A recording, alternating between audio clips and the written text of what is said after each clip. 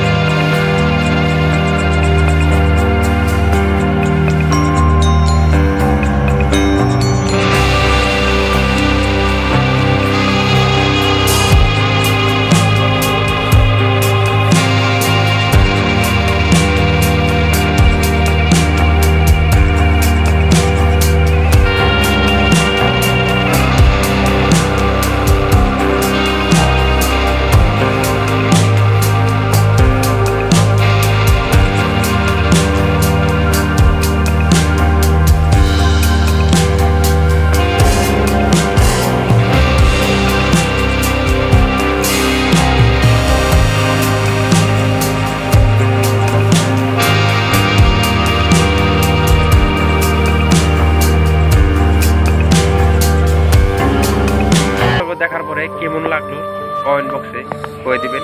তো আজকের ভিডিও